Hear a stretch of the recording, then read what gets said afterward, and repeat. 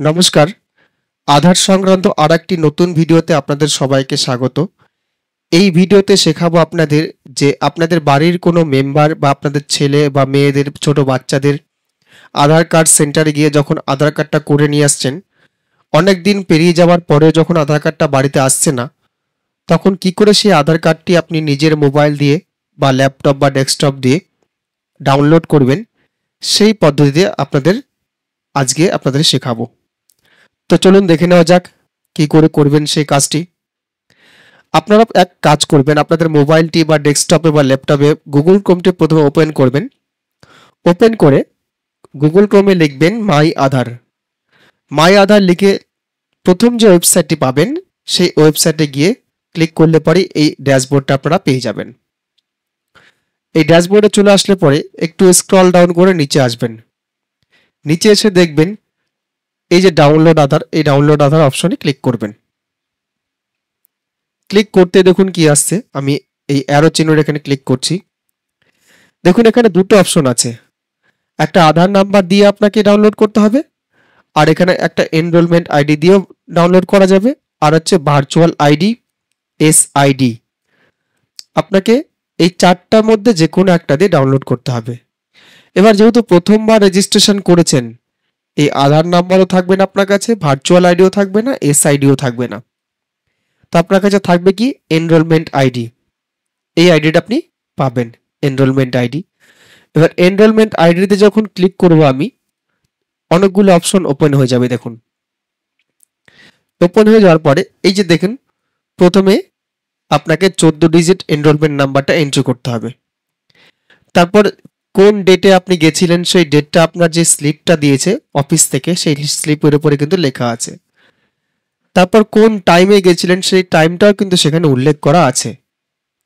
তারপর আপনি ক্যাপচাটা উল্লেখ করুন, এই যে ক্যাপচাটা দিয়েছে এই ক্যাপচাটা আপনি দিয়ে দিন। ক্যাপচাটা দিলে পরে আপনার তারপরে এখানে এই যে সেন্ড ওটিপিতে ক্লিক করবেন। সেন্ড ওটিপিতে ক্লিক করলে পরে কিন্তু আপনার যদি আধার কার্ডটা হয়ে গিয়ে থাকে তাহলে অবশ্যই আধার লিঙ্কড মোবাইল নাম্বারে ওটিপিটা যাবে। তো যাই হোক, এবার আমি একটা লাইভ আধার কার্ড ডাউনলোড করে আপনাদেরকে দেখাচ্ছি। সাধারণত আধার কার্ড ওখান থেকে করে আসার পরে, অফিস থেকে করে আসার পরে প্রায় 1-1.5 মাসের মধ্যে বাড়িতে চলে আসে। ইনকেস যদি না আসে তাহলে কিন্তু আপনারা সেটা এখান থেকে ডাউনলোড করতে পারেন। আর সাধারণত ডিজিটাল বা স্মার্ট আধার কার্ডই ওরা সেন্ড করে আজকের দিনে দাঁড়িয়ে। যদি সেটা না করে আপনারা কিন্তু ডিজিটাল বা স্মার্ট আধার কার্ড কিন্তু অর্ডার করতে পারেন যে কোনো সময়। এই সংক্রান্ত একটা ডেডিকেটেড ভিডিও আমি অলরেডি করে রেখেছি, আপনারা চাইলে সেই ডেডিকেটেড ভিডিওটি দেখে আপনাদের ফ্যামিলি মেম্বারদের, পরিবারের যে কোনো সদস্যের স্মার্ট আধার কার্ড বা ডিজিটাল আধার কার্ড বা পিভিসি আধার কার্ড অর্ডার যে কোনো মুহূর্তে করতে পারেন, সেই ভিডিওটি দেখে নিতে পারেন। তো চলুন এবার লাইভ একটা আধার কার্ড ডাউনলোড দেখে নিই কি করে করতে হয়। আমি এই ডিটেলসটা সম্পূর্ণ ফিল আপ করে আপনাদের কাছে ভিডিওটাকে রিজিউম করছি। দেখুন আমি সম্পূর্ণটা ফিল আপ করে দিয়েছি। এবার সেন্ড ওটিপির যে অপশনটা আমার কাছে কিন্তু সেটা লাইভ হয়ে গেছে। এবার আমি যদি ওটিপিটা সেন্ড করি, রেজিস্টার্ড যে মোবাইল নাম্বারটা আছে সেই মোবাইল নাম্বারে কিন্তু সঙ্গে সঙ্গে ওটিপিটা চলে যাবে। যাই হোক, আমি ওটিপিটা সেন্ড করছি। দেখুন ওটিপিটা কিন্তু সঙ্গে সঙ্গে চলে গেছে। এবার আমি এই জায়গাতে ওটিপিটা ইনপুট করব। ইনপুট করে ভেরিফাই অ্যান্ড ডাউনলোড অপশনে ক্লিক করব। আমি ওটিপিটা সাবমিট করছি। দেখুন আমি ওটিপি সাবমিট করে দিয়েছি। এবার এই যে ভেরিফাই অ্যান্ড ডাউনলোড দেখতে পাচ্ছেন, এই ভেরিফাই অ্যান্ড ডাউনলোডে ক্লিক করব। আমি ক্লিক করছি, লোডিং নিচ্ছে পেজটা। দেখুন ডাউনলোড হয়ে গেছে। এই যেখানে দেখতে পাচ্ছেন e Aadhaar, congratulation your Aadhaar has been successfully downloaded. এবারে এটা খোলার কি পদ্ধতি এখানে সেটা মেনশন করে দিয়েছে, দেখতে পাচ্ছেন। আধার কার্ডের যার নামে আধার কার্ড আছে তার নামের প্রথম 4টা ডিজিট বড় হাতের এবং জন্ম সাল একসঙ্গে আপনাদের সেটা ইনপুট করতে হবে, এই যে এখন দেওয়া আছে। এইভাবে আপনারা পিডিএফটাকে খুলবেন। পিডিএফটা খুলে যদি আপনাদের আধার কার্ডে জিজ্ঞাসা চিহ্ন আসে, আপনাদের দেখিয়ে দিই আমি। এটা আমি ওপেন করছি। আপনারা ডাইরেক্ট ওপেন করলে কিন্তু জিজ্ঞাসা চিহ্ন আসবে। আমি আপনাকে ডাইরেক্ট ওপেন করে দেখাচ্ছি, যদিও এটা ব্লার করা থাকবে। দেখুন ডাইরেক্ট ওপেন করতে কিন্তু সেটা আপনাকে পাসওয়ার্ড চাইছে, এখানে পাসওয়ার্ডটা দিতে হবে। পাসওয়ার্ডটা দিচ্ছি আমি। দেখুন এখানে জিজ্ঞাসা চিহ্নও দেখাচ্ছে না, কোনো সাইনও দেখাচ্ছে না।